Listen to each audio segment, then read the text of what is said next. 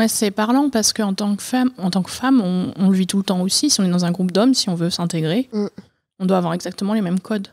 Et du coup, tu fais des blagues miso aussi. Exactement, bien sûr. Non, mais on est censé y rigoler en tout cas. Oui, on est censé.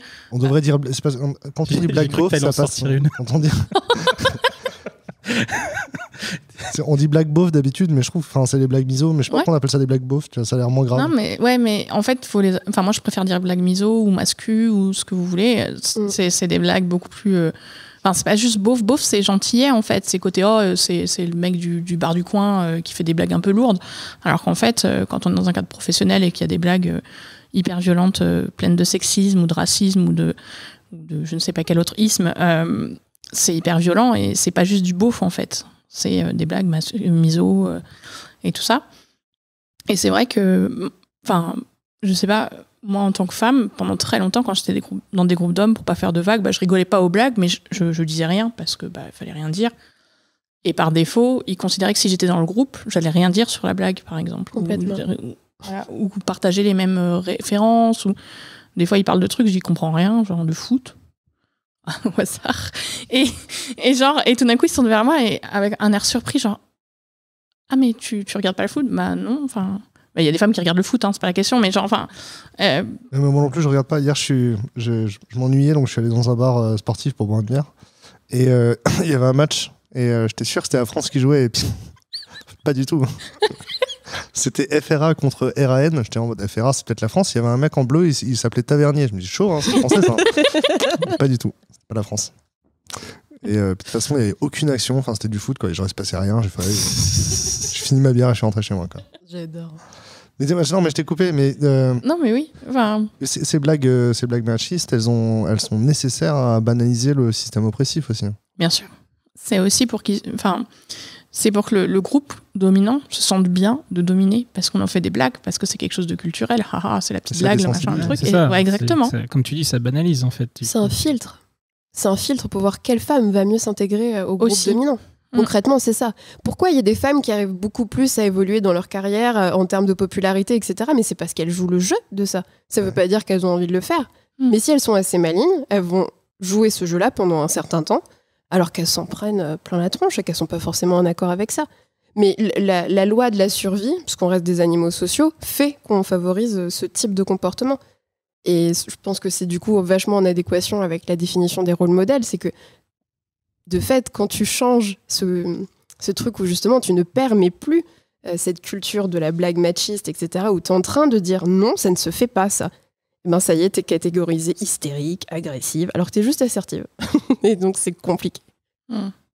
Je me rappelle même l'avoir eu la conversation avec des hommes en mode je disais simplement que je tolérais pas l'humour homophobe au bureau, tu vois. Oui.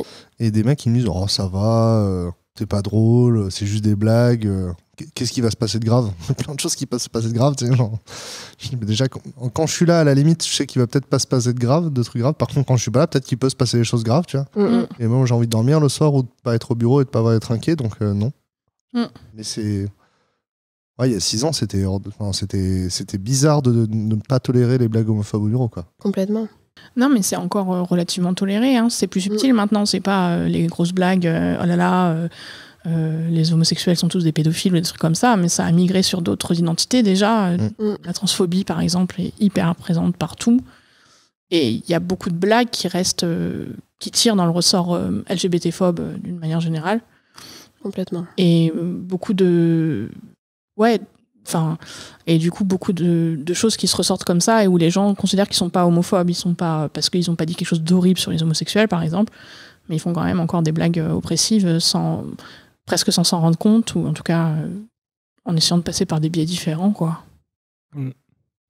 Et même là en plus on est sur un registre où les gens font des formes de sexisme ordinaire, d'homophobie ordinaire, de racisme ordinaire, mais même sur, je dirais qu'on a un peu tendance, il y a cette tendance aussi à vouloir, comme je dis encore une fois, s'attendre à ce que les autres répliquent notre propre code. Et ça, c'est une manière de faire du gatekeeping, en fait, de mettre des barrières à l'entrée, même de manière complètement involontaire, mais des trucs tout bêtes. Mais par exemple, généralement, quand tu organises un meet-up, et que tu vas penser à la bouffe, tu vas faire pizza bière. Et bah, tu vois, tu prends un musulman là-dedans, t'as une Regina et de la bière avec alcool. Bah ouais, bah, t'as des gens qui vont rien manger, tu vois. Même qui peuvent ne pas venir au meet-up parce qu'en fait, ils savent que ça va être ça. Ils osent pas parler.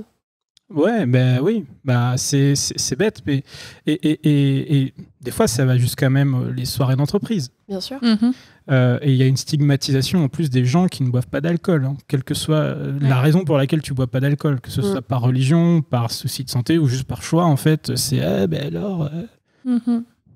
C'est genre on sert. T'es abstène.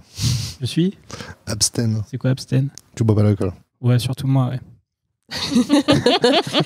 Lui non, mais non, moi non, mais enfin moi oui, je bois plus. moi je bois, mais pas au bureau en journée quoi.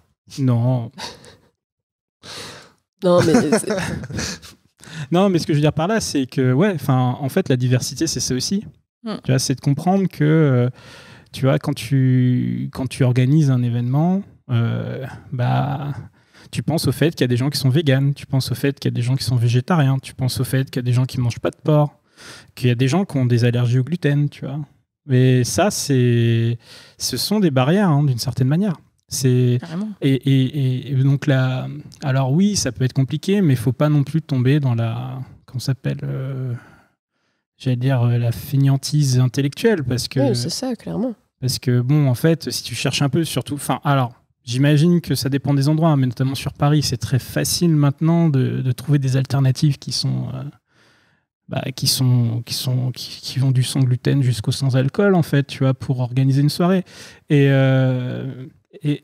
ce que j'adore, c'est en plus, tu vois, tu as des boîtes qui, pour montrer leur coolitude, enfin, pour recruter, vont montrer leur coolitude avec des codes qui sont le pizza bière et le baby-foot, la PlayStation. Et ça aussi, pour moi, c'est pareil. T'as des gens qui n'ont pas la... Tu vois, par exemple... alors moi, enfin, tu vois, si je prends pas mal de mes potes noirs, en fait, ils ont plus la culture du basket que du foot. Tu vois, par exemple.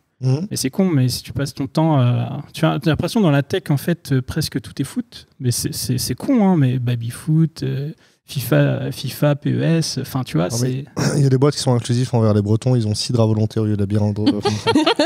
J'adore, mais ça reste de l'inclusion. Hein. Mais c'est aussi con que ça, c'est qu'en fait, tu vois, même dans ce qu'on représente, dans ce que... En gros, on est en train de dire, sinon, qu'on veut attirer que des gens qui nous ressemblent, en fait. Et ça veut dire que ça veut dire que toi, si tu te retrouves pas dans cette culture, bah, tu peux te dire, mais c'est pas un endroit pour moi. Les mecs qui passent leur temps à jouer à la PlayStation, alors je parle pas d'avoir une diversité de jeux, hein. Faut même penser aux gens qui ne jouent pas. Hein. Non, mais je pense que vous avez compris l'idée. Bien sûr, oui. Genre, j'imaginais du coup, alors les jeux pour les Sims, on a NBA 2K, inclusif. Mario Kart aussi, hein, c'est important. J'ai de l'IPA, il n'y a pas que de la Lager.